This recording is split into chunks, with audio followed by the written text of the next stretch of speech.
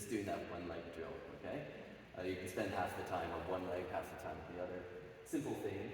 When you're on your call for a work call, try it out there as well. Maybe close your eyes as you're talking. They won't know. Whenever you're putting on your socks or your pants, try it standing up. And I know at a certain point maybe it just gets easier when we're sitting down, but just, try it in the morning, see how we're doing. Put on that sock, and it's a good way to just incorporate that. And whenever you're going down the hall, just skip. Another suggestion, doing dishes. Doing dishes, absolutely. Yeah. I think even harder because we're reaching outside of our base of support. So a great drill to do that. And just to tie into this idea of behavior change, a lot of these habits are tied with things you do every single day. There's an author named James Clear in a really good book talking about habits and making habits sustainable. And one of the ways to do that is habit stack. So ask yourself, what are some things that I do every single day? Most of us brush our teeth every single day. And so you can start to think about things in your life that make sense for you, right? Like if you work from home and you're on a Zoom meeting, right? That's boom. All of a sudden I got a couple of opportunities per day. So start to be thinking about how can I introduce these things into my already busy life? The best way to do it is to stack the habits. And so that's kind of a bit of the thinking behind that. And you can kind of take that idea of habit stacking and really start to find different pieces of your life and kind of see where you can integrate them. Right. So getting back to how much we are supposed to exercise, this is one where Canada.ca gets it right. They're helping off of the World Health Organization kind of recommendations of how much cardiorespiratory activity, but also strengthening exercises. So 150 minutes a week is sort of our benchmark for what we're aiming for. You can get extra benefits from going up beyond that, up to 300, but it's a lot less return on your time. And 2 times a week strengthening exercise is kind of a minimum there to keep that going. Okay? But just again, lots of examples of people that continue to do that throughout their life, amazing feats. But those 2 are kind of your key goals as well, stability. So, it impacts all sorts of chronic conditions. So we decided to take those slides out, make it a little bit more on the positive team. So. And I love the name of this Instagram account, Old Not Weak. It's a great one. Actually, it is an amazing feat. Okay. So there are lots of reasons to do exercise besides all of that long-term stuff. So how it can impact your day-to-day now. So improving how you're feeling, your energy levels, improves your sleep. I'm sure a lot of people have experienced this. And it improves your mental health and mood as well, so your cognitive function, your ability to perform during the day. And increases actually your brain's ability to rebuild and make form new memories and adapt to its new challenges throughout the day. Anything you'd like to explain on that? Yeah, it's a cool little study about BDNF. So the way you can think about BDNF is essentially like a steroid for your brain, okay? And when we move, when we do activity, we stimulate the production of BDNF, okay? So there's been some really cool studies done in lab rats, not humans, where you take a lab rat and you put them inside of a shoebox, okay? And that lab rat has a very small environment, and so as a result, they don't move very much. So that lab rat actually produces very, very low amounts of BDNF because their body's trying to be conservative. My world's this big, I don't need a lot of learning, right? Conversely, you take the same lab rat and you put them on a running wheel, all of a sudden your body thinks your environment is massive, right? And so to compensate for that from an evolutionary standpoint, we produce a lot of BDNF. So that old cliche of people who work out are meatheads, it's true in my case. That said, it's one of the best things you can do long term to sustain your IQ and improve your brain health. So just a funny, cool little mechanism. Again, something I geek out on, but your body, when it moves, gets immediate feedback to increase the BDNF production and essentially the quality of your brain and your cognition. So, cool little fact there. Okay, activity number 3. Who has heard the saying, sitting is the new smoking? A couple of us, yeah? We'll dive into that a little bit, but what I want to talk about again is how can we create simple behavior change in your life? Who here sits during the day? Couple of, no, you're working all day. I see it in the coffee shop, so maybe you don't. You can keep that hand down. So we all sit to some degree during the day, and so there's a couple simple things we can do to actually reduce the harmful effects of sitting. We know now that BDNF is produced when we're moving, but you know, to stand all day can be pretty exhausting. So there is going to be times in our life where we need to sit. How do we make it less damaging orthopedically? Really cool thing we can do is change the way we sit. Okay? See a couple of people already adopting some unique sitting patterns. So what I want, I'm going to make this optional, but if you're willing to, I want you to hop on the floor. Okay? Optional again, depending on how your joints are feeling. Now, there's a bunch of great ways we can sit. We can sit on our shins. Before class, when we're talking, some of our members sit in a squat. Spread leg, this one, what do we call this, Peter? This is the... Olivia? No. Sarah, you know this. We can't see it. Yeah. The cross-legged with the legs on top. Oh, like lotus pose? Lotus pose, yes, that's the word. Choose the option that works for you, but when we sit, we actually help reset the structure of our hips. And for those of us who struggle with squatting to depth, learning to sit like this is an excellent way to start to improve your positioning. Very nice. Let's take a look at that. Half lotus. From a cultural perspective, if you go to India, if you go to Japan, there's still a lot of places where people will have dinner on the floor. And we notice in those countries, instances of orthopedic hip surgeries way lower. The orthopedic surgeons are struggling out there. And a big piece of that is the way we spend your time. So think about simple ways you can incorporate this into your life, right? I'm watching TV, and I sit down. Am I doing some work on a box? Maybe you have a box at home like us, and you can do your work cross-legged, but you'd be amazed at how much you preserve your mobility and your hip function just by spending some time in some sort of sitting position. Now, it's optional to stay here, but you can do a little diagnostic, okay? If you can sit in any of these positions 20 to 30 minutes, pain-free, awesome. If you're fidgeting around a little bit, and maybe you can do it for 10 to 20 minutes with minimal discomfort, that's still pretty darn good. If you can do less than 20 minutes, and the moment you sit down, you're experiencing pain or you need to fidget, your back is stiff, that's a sign that maybe this is something you want to start including so you can preserve that mobility, kind of improve your spine health. So again, feel free to stay down here for the rest of the presentation, but if you want to come back to a seating position, I will not blame you. And yeah, you'll just kind of start to get some insight into some mobility, some lower half mobility and how you're doing. So yeah, just kind of keep that running total. How are you feeling over the next 5-10 minutes? No change.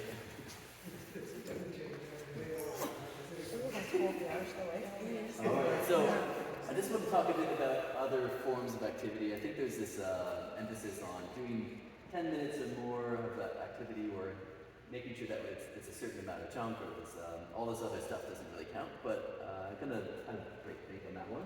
So there is actually a place to incorporate doing a little bit more during the day, and that it actually does count. So short bursts of vigorous activity, so this accumulating to about 4.5 minutes was shown to decrease your risk of all cancer mortality risk and cardiovascular disease. So that just means like running to catch the bus, like this guy, or maybe you're just, hopping up the stairs at a quick pace here. So doing that a couple of times actually does move the dial for you. Okay. So, really cool illustration here. Sitting versus standing. We've talked a little bit about how being sedentary isn't necessarily great for long-term health. Something that's kind of popped up in recent years is Who's heard of the standing desk? Right? Pretty much everybody now. 10 years ago, I would ask what a standing desk is. Probably, most of you probably wouldn't be familiar with it.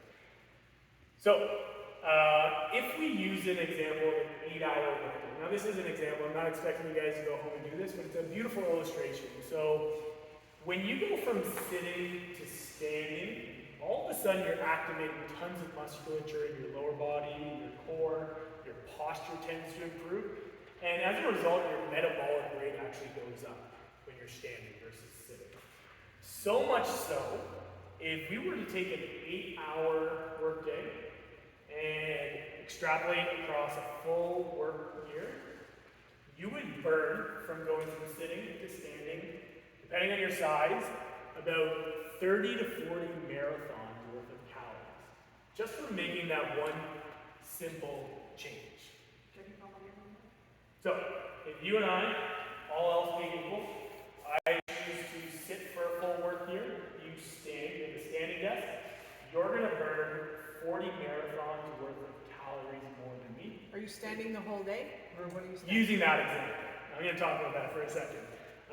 So that's an extra 60 to 120,000 calories per year. Massive. Now, anyone who's actually tried to stand for a full workday knows that it's not as simple as it sounds. But, again, it's not about flipping the switch, it's about moving the needle. So maybe I stand for an hour, maybe I stand for 20 minutes, maybe I make a habit stack where I only stand when I'm in a meeting, right? You can start to choose that. With Zoom meetings, it's a little bit easier now. But this is a pretty significant way to improve your health. Again, going back to that BDNF, all of a sudden when you're standing, you're going to be producing a lot more of that. Now, quick strategy, if you say, you know what, this sounds great, I'm sold on, I would rather do this than run 40 marathons next year. I'm starting tomorrow. You're going to notice it's hard to stand for a long period of time. Who here has been to a bar? Do it something. Bar. You'll notice at the bar they have this little thing at the bottom called the rail, right? You put your foot up on that. Well, the bartenders are smart. They figured out if you want to get people standing around, drinking longer, you just got to put your foot up. What that does is it starts to align your pelvis, allows you to stand a little bit longer. So if you are going to use a standing desk, you'll find pretty quickly for most people your back's going to get a little achy. Just find a little something to throw your foot up on, and you're going to find that you're going to have a lot more standing endurance.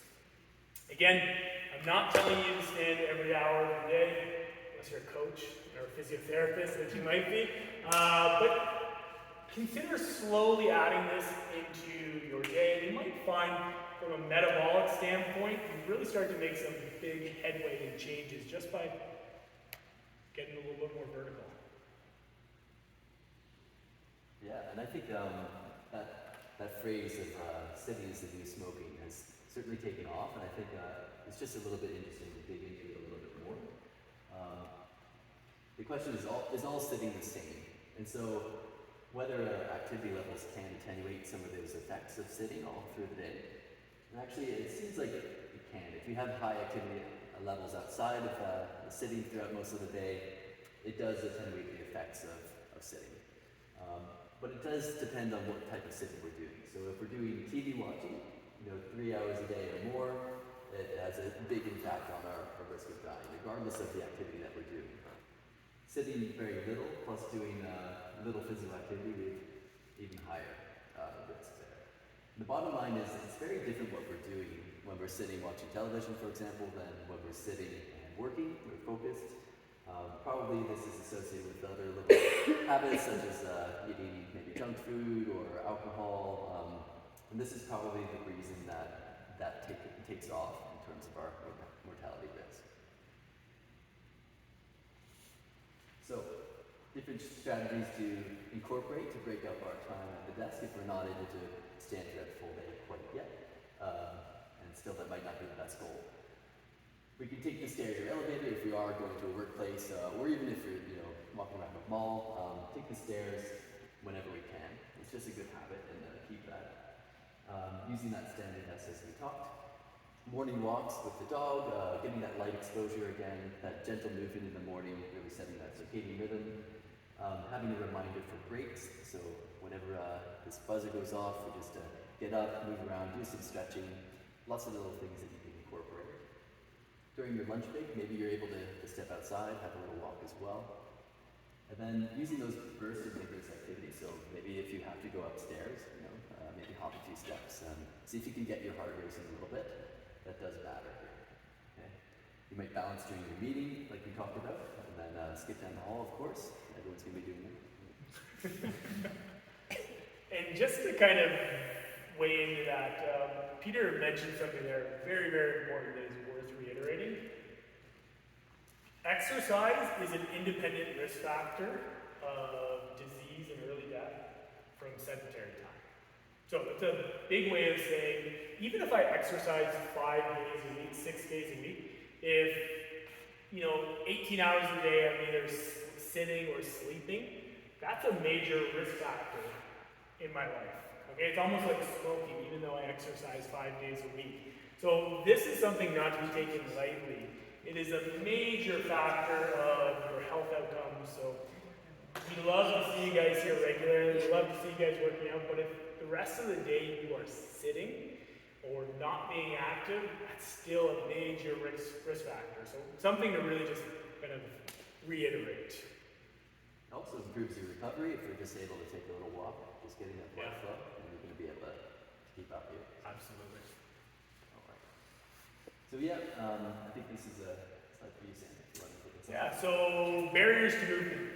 So again, our culture really tends to be set up in a way that makes being sedentary easy, right? We all have TVs at home. We work in a seated position. We have dinner. It's not on the floor anymore. It's up on a table in a lot of places. And so it's very, very easy to find yourself going a full day without getting up and moving much. And so we're big believers in setting up your environment in a way that's going to make this easy. Because at the end of the day, if you don't set up your environment to make it easy, you're going to make the hard choices, or the wrong choices often. I always use the example, if you don't want to eat chips, don't put chips in the house, right? It's the same thing if you reverse that. So if I want to move more, how can I make my lifestyle a little bit more movement rich? Okay, again, dog is a great one. Dog is a man's best friend in a lot of different senses, largely because of their bladder, right? You got to take them outside, you got to be moving. Sarah, you have 12 dogs? I do. 12 dogs at home? Yeah, makes you pretty active, Uh-huh.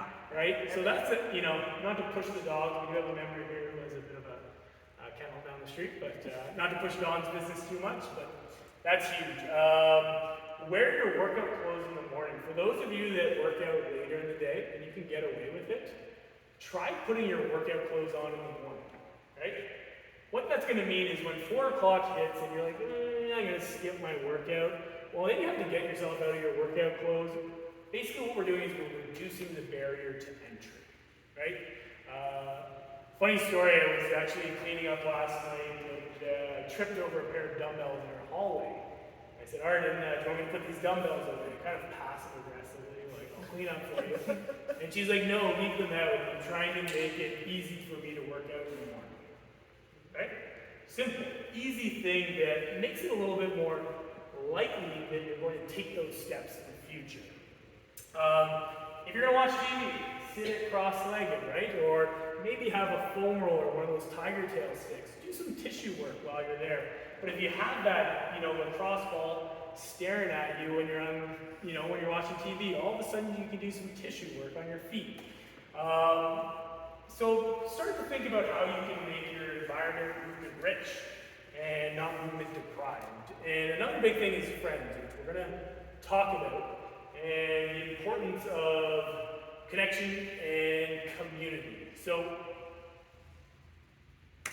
this lovely lady here, she's a researcher, Susan Pinkner, who did a lot of research into what allows us to live a long life. So everywhere in the developed world, men live about 8 years less than women.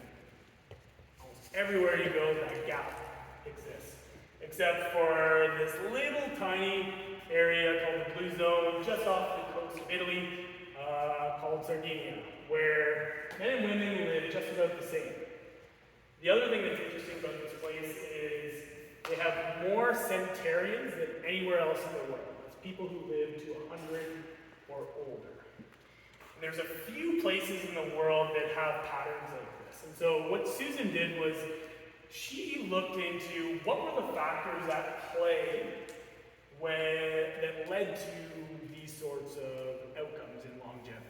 And it's very interesting in what she found. Any guesses? Everybody's got a hand up? No. Well, let me ask you. I'll let you finish the question. What do you think are the best predictors of how long you're going to live? Give me a couple. What comes to mind? Genetics. Great one, right? All these people living on this island probably have some genetic relationship. So that's probably a piece of it. Something else? Diet. Diet, right? Boom, of course. What I eat is so important for my longevity, which it is.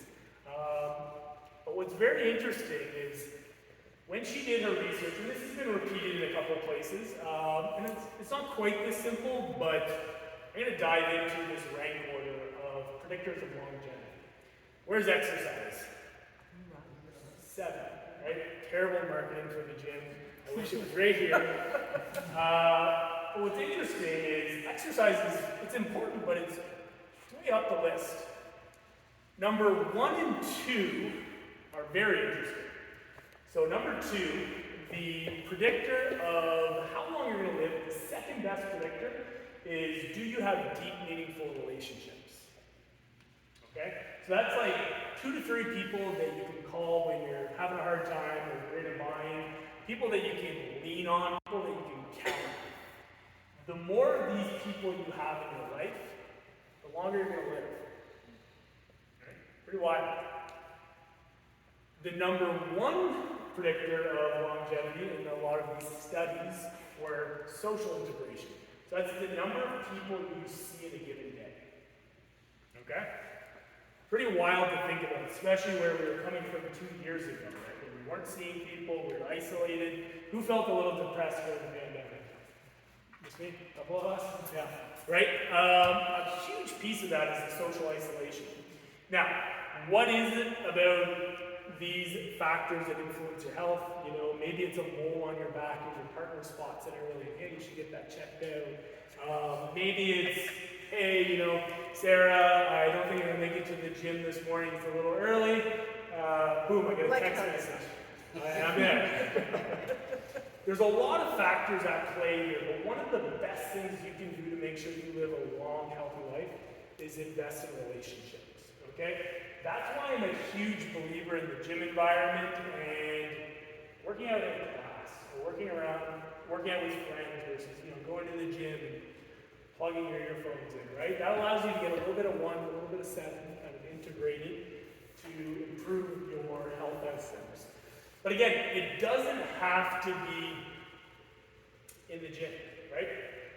Again, we're biased, we're going to push that, but you know, there's a lot of people who live long, long lives, and a big piece of it is, you know, they show up to the Legion every single weekend, and they spend time with their friends. And so, again, I think sometimes we tell ourselves in lives that relationships are important when we're kids, right?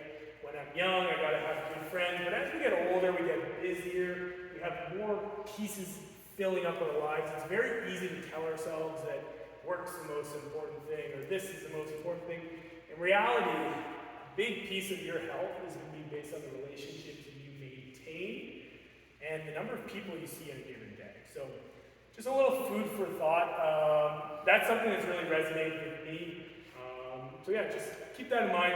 You know, yes, eat well, yes, move often, but see people.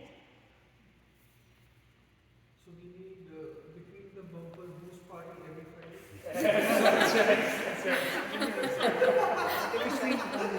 right. I like where your head's at. I don't know if I can remember the tool that much, but yeah. Actually, in the UK, they decided that the pubs, which are you know, where everyone goes and drinks a lot of alcohol, were more beneficial for their health than they were detrimental. So interesting data around that. we have the bar there, we have the fridge.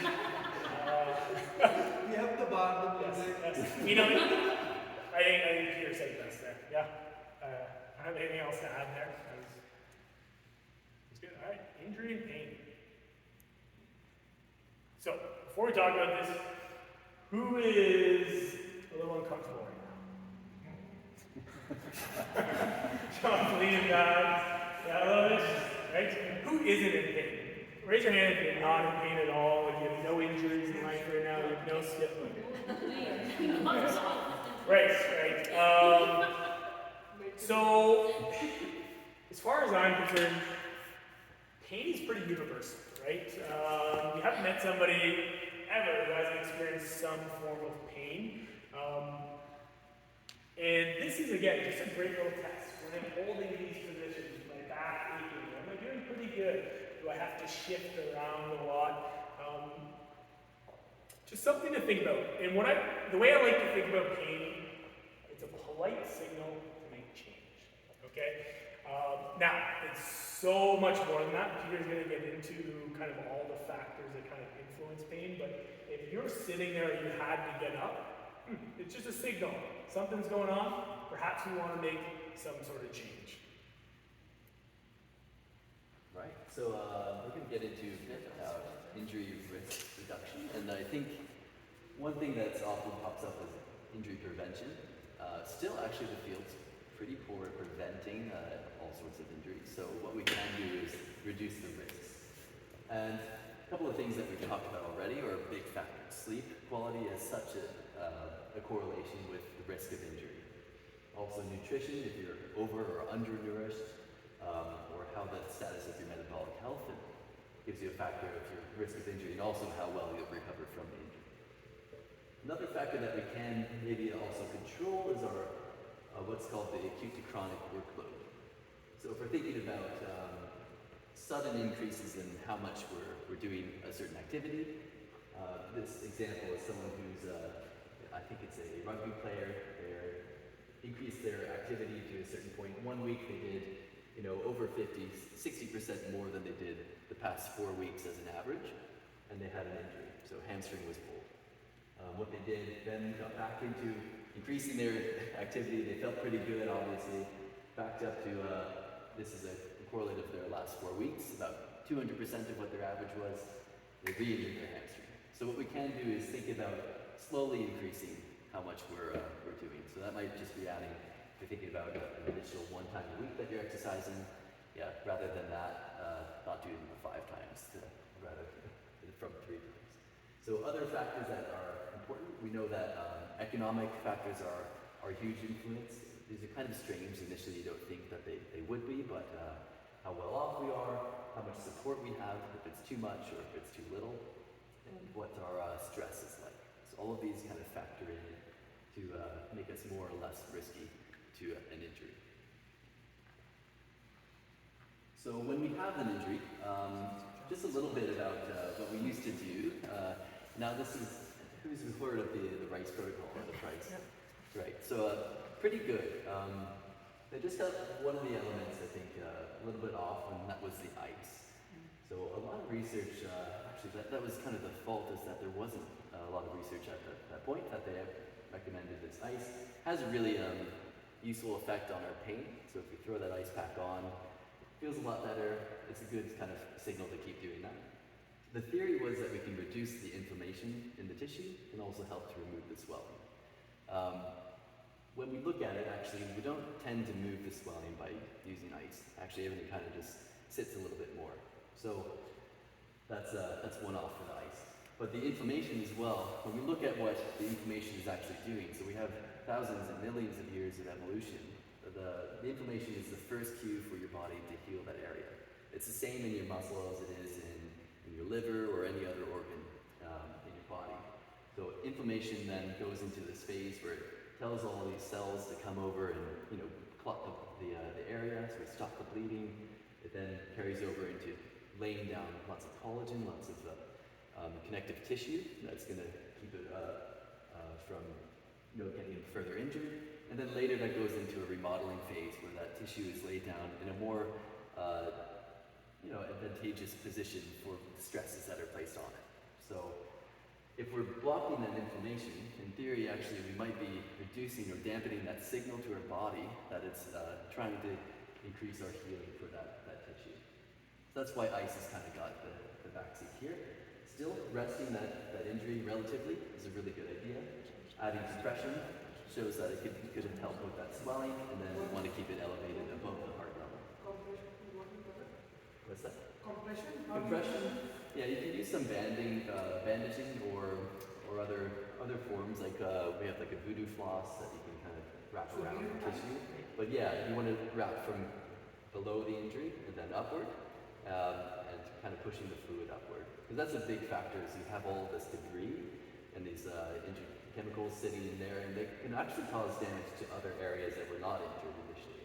So you get these other tissues that are affected. They also teach immobilization instead of ice now when it comes to first aid. It's rest, immobilization, compression, elevation. Perfect, So yeah. they took the ice. Yeah, and immobilization is key because we want to reduce how much we're just damaging more vessels from getting further injured. This is kind of what has been presented now as sort of the guidelines. It's got a beautiful title, Peace and Love, bringing back the 70s. So inflammation, I mentioned, is that first stage of that tissue repair. We do want to protect that tissue, keep it elevated. One thing, we're avoiding anti-inflammatories, so now that includes ice, but that also would include, oral anti-inflammatories. Compression, and then education that actually your body's really wise and knows how to heal different injuries that come up. After that, we're increasing load after that short phase of protection. We're keeping optimistic has such an impact on how actually we can heal. If we look at all of the biomechanical factors of an injury, someone who has an identical injury, and then their optimism versus pessimism about how likely they are to heal, there's such an impact.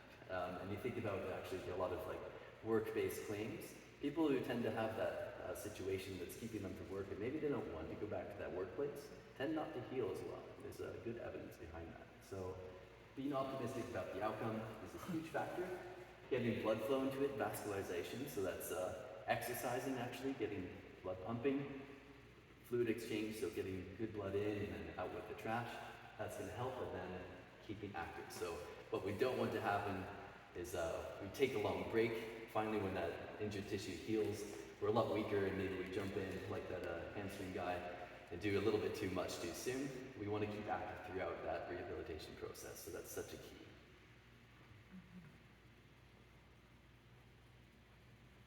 So what happens when pain doesn't go away after a few weeks? So really in most injuries, that healing phase happens over the first 12 weeks. At that point, we have a lot of strong collagen laid down. It's even remodeled to a good extent to take forces.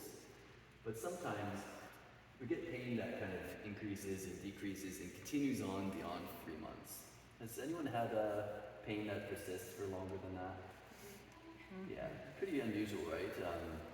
Wonder why that's happening. You think it must be the tissue still maybe not healed, but in actuality, it really is, and there are also a lot of different changes that happen locally to that tissue. You get a lot of new nerve growth, that all of these sensors that are put there to detect potential danger.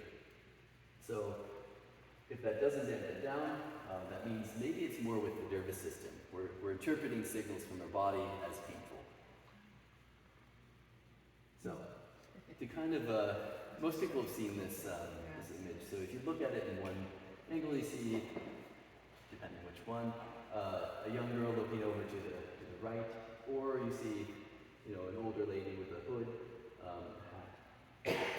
depending how you look at it. So this is just to show that really our brains are where we interpret something as pain. There are no actual pain sensors in our body. So all of the different sensors that we have, the nerve endings, they all accumulate and send data to our brains, and it's that, as well as all of the contextual factors, the way that maybe we're stressed at the moment, or we had a really bad meal and it's making us feel a little off. All of these little factors make us more likely to interpret something as pain. Maybe we didn't sleep well. There's a huge correlation with sleep quality and likelihood of pain. So I get pretty geeky around pain. I'm just pretty passionate about it, but these are some of the definitions definitions of pain that were put forward. So the important factors here are that it's described as actual or potential tissue damage. So it's something that's telling us to move our bodies to protect that area. Problem is when we have pain, sometimes it's not really clear what we should do. There's so many options in terms of different professionals that you might see. It's kind of a minefield at times. So it's not really clear, but I really believe they're really good professionals across all of these different realms.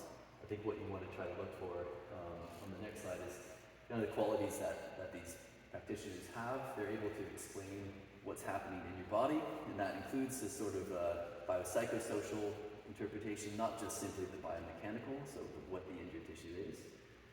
They really care about you as a whole person. They'll provide you options for management, be able to discuss if you had any scans, x-rays, what they mean, really, because there's a huge mismatch with a lot of what the scans are able to tell us, especially around pain. They're not pain detectors. So unfortunately, a lot of the really strong verbiage that they use in the medical fields can get this influence on you to feel like it's very serious, and when really these are quite normal changes that happen in people. So it's important to provide that, and they should give you guidance on how to manage your pain energy.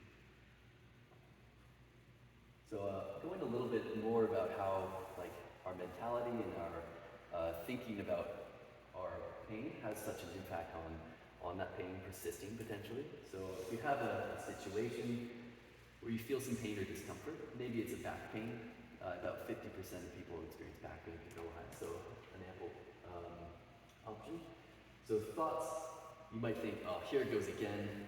Wonder what I did, or it's going to get worse. I'm worried about this pain. So what that starts to do, you create feelings. You're feeling nervous, or you're fed up. This pain is still here.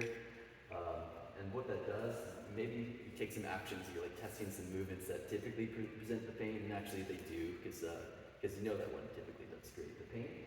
You feel for those muscle pains, and then you get some more pain or discomfort. So you can see that quickly this spirals into a cycle that we're thinking more about this pain that has negative attribution, and really we want to interrupt this. So on the next slide, I have a kind of a laundry list of unhelpful thinking styles. A very useful thing to print off, keep up, especially for me when I was going through uni. They have lots of these ways that you can have all or nothing thinking. For example, seeing if you have pain, it means it's injured, for example.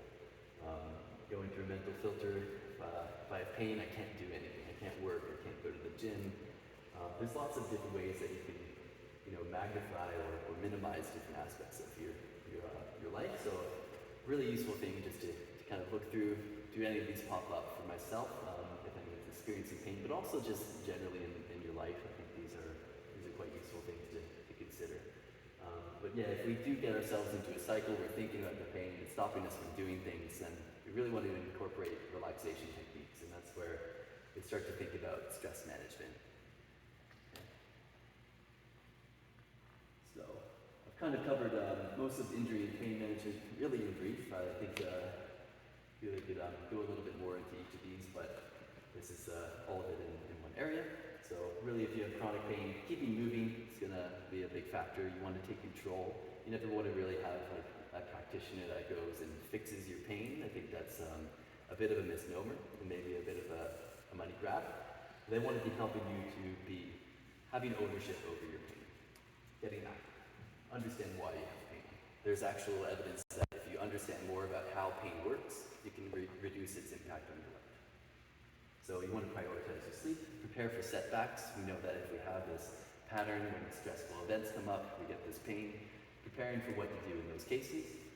And then consider the Mediterranean diet has actually some benefits around it in terms of reducing pain if you have it for a chronic time. And of course, managing stress. So we'll get into this a bit more. Okay. So, who doesn't want to feel like that, right?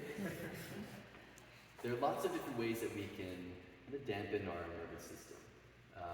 And that's a big key for when we are feeling anxious or in pain. Some of the best aspects that I've come across are to do with breath work. So So lots of different options for breath work out there. Some of the evidence has kind of narrowed it down to being actually the physiological sigh is the most effective way. You can actually lower your blood pressure if you do this a few times. And has a huge impact on your feeling of stress over weeks' time. So what this is, maybe I'll just get everyone to try. So it's going to start with one deep inhale, and then on top of that, we're taking one sharp and shorter inhale, and then letting all of the air out, ideally through your mouth. Okay, so we're going to do that a couple of times. So nice deep breath in through your nose, ideally. Another short one in, and then out, all the way out. And you want to take a nice long time. You might purse your lips on the way out, so it takes about 6 to 8 seconds here. Okay, one more time. Let's bring in some good air. Little one on top, and then out. And if you find if you do this just 3 or 4 times, you might notice some change in yourself. Maybe your nervous system's gently down. So this is something that I'll encourage you later to maybe throw in every time you're at a stoplight when you're driving around. Just, here's your cue. I'm going to do one physiological sigh. Anytime you're feeling amped up, stressed, just throw this in. Diaphragmatic breathing, another good evidence showing that if we're breathing through our tummies rather than through our chest, it has a big effect on how we're feeling nervous. So if you find that you're getting really up here, you're getting into this posture, actually if we can settle that down and breathe through our bellies, especially combining that with the physiological side, will have a good effect there. Cold showers, pretty incredible events showing, or research showing that one single immersion, and actually this is a longer immersion. I think that in the study they had maybe 30 minutes in a cold tub, but but has a huge effect on your mood. You can, I don't recommend that long. You probably don't need to. I think you've seen evidence around like 2 minutes being a very effective dose. Absolutely. Yeah. So having a cold shower can do a lot, and there's a sustained benefit that you get for 6 to 8 hours. So good way to start your day, for example. Connecting with friends, family, and colleagues, something we talked about before, but has such an effect on. We're such social creatures. We really need that. You can tell some days just having one conversation really changes your day. So really lean into that when you're feeling stressed. It's the last thing you want to do sometimes.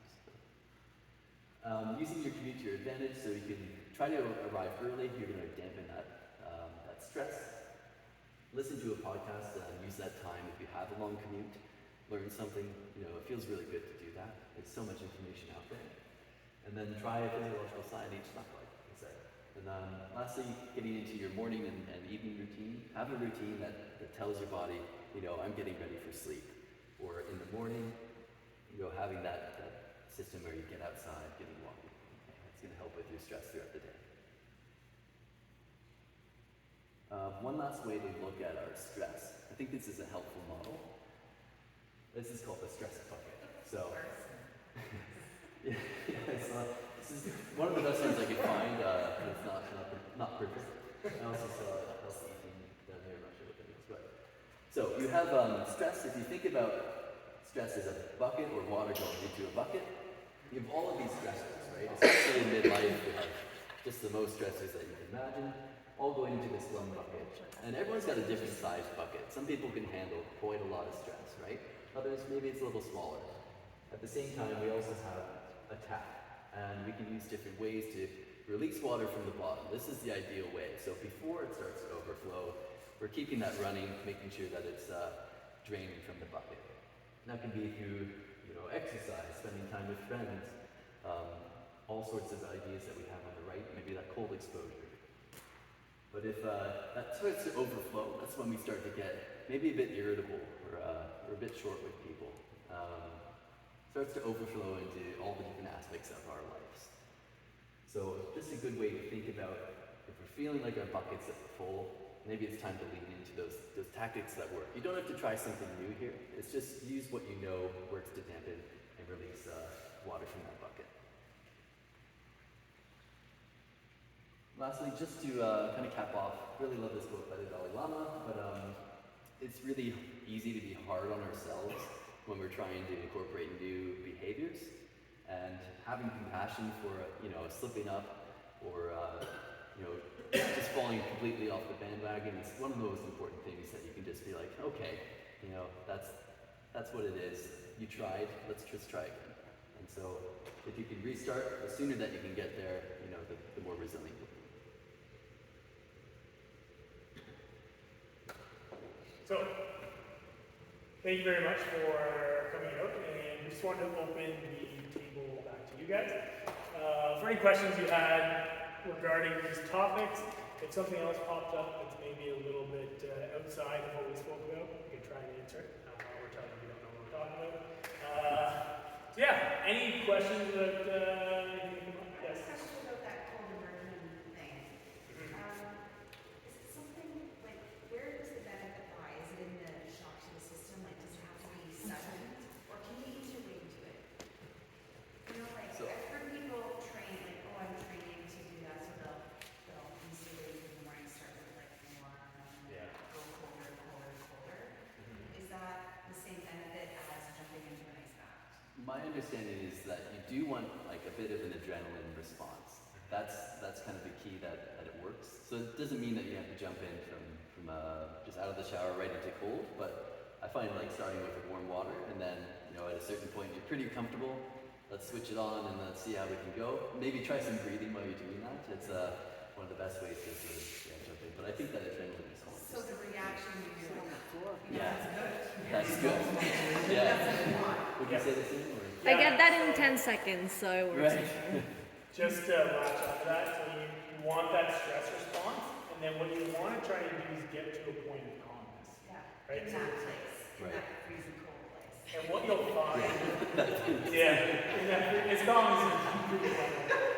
Well, what's interesting is you'll find that your time to get to that happy place is also impacted by the biopsychosocial model of health. So if you had a really stressful day prior, you didn't eat well, you underslept, you had a hard training session, you're going to find it takes a lot more breaths to come on down to that baseline than if you know, had a very stress-free week where you went to a yoga retreat. You're going to find it much easier to get to that. So it's a cool way to kind of test where you're at from a stress standpoint. Other thing I want to add on that actually is just, you know, when Peter says like the research is pretty incredible with cold exposure. Just to give you an idea, when you have I'm not going to get the numbers exact, but when you have a cup of coffee, you're going to have like a 1.5 times increase in your catecholamine levels.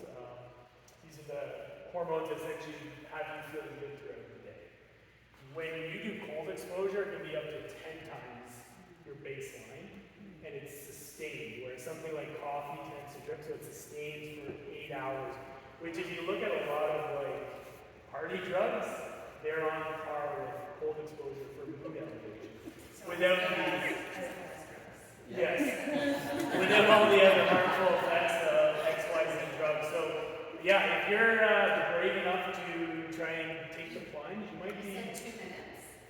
Yeah. It's effective. Yeah, or until you feel calm.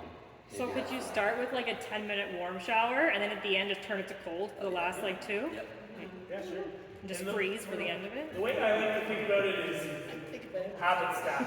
So most mornings, not today, but most mornings I take a cold shower and I do it while I brush my teeth. So my toothbrush is electric, it's on for 2 minutes. So I hop in, turn it cold, Mississippi water comes pouring in, and that's my 2 minutes. So again, if this is something you're interested in, ask yourself, is there another habit I do every day that I can layer on with this? And it might just help you make it sustainable. Do you have to get your hair wet as part of this cold shower? Like can it just hit your body or does like your head and hair have to be cold too? Great question. I think there's a little bit more of a benefit if we submerge the neck and the head. But again, don't think about it like a pass-fail. No. Think about it like you're moving the needle in the right direction by dipping your toes in the water. Good question. Well, that's a very big difference between just getting my body wet versus getting my hair wet. Clearly, Peter and I can look into that. Working on it. Lush hair. I'm just imagining you standing on one foot now. I have tried it once, so I don't recommend it. For obvious reasons. Yes. One last question. Like, how much water, like water intake, plays an important role in the entire fitness cycle? Yeah.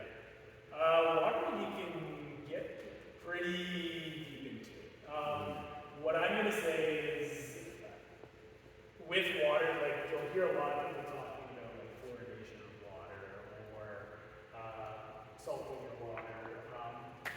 If I'm going to keep it simple, I would say, for most people, trying to get 2 to 3 liters a day is a good option, right?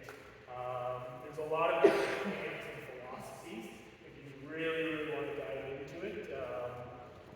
That said, for most people, I would recommend, where's mine? Here's Peter's, not mine. Have a water bottle next to you, and this is going to sound silly, but have a water bottle with a sippy straw, right? The best. Again, if you think about trying to make it easy, if I have a water bottle that I can crank the lid, I'm less likely to use it because there's that little barrier. But if there's a little straw sticking out of it, boom, you're going to find that you're much more consistent with your water consumption. So rather than worrying, you can if you want to, like worrying exactly how much water you need relative to your activity levels, I would say try and have a bottle with you throughout the day. Fill it up as the day goes. If you can, again, sippy straw might make it a little bit easier to make it a habit. I know that's not the in-depth answer, but from trying to integrate it, that would be my recommendation. Did you make any? No, I'm happy with that. No, the city straw, like I have one, and it has like huge limit. Right? Yeah, absolutely. I bought like a 3 liter bottle, and I keep it like on my side, and it has like markings for 3 p.m., 5 p.m. A little motivational quote. Yeah, good question. Any other? Beautiful. Well, thank you very much for coming out. Staying with these guys. We appreciate it. And again, Peter really is the expert on this stuff, so if you guys do have more questions, or you're dealing with chronic pain, or you're just trying to move that needle in the right direction, he's a great guy to speak to, so don't hesitate to reach out to him. He is a newish, you're not the newest, but you're a newish member of the gym, so we really wanted to use this opportunity to kind of let Peter put himself on display, talk about his expertise, and I think you guys saw a great piece of that. But if you do have more questions, and you are trying to manage chronic pain, acute injuries, I think, we'd be happy to help. As we saw here, so don't hesitate to reach out. Thank you very much. Have a lovely evening, guys. Thank you.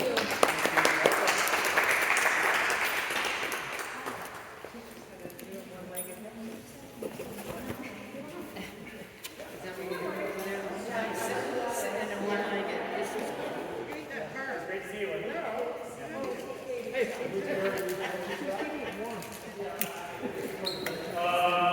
have to, but I won't fight you if you choose to.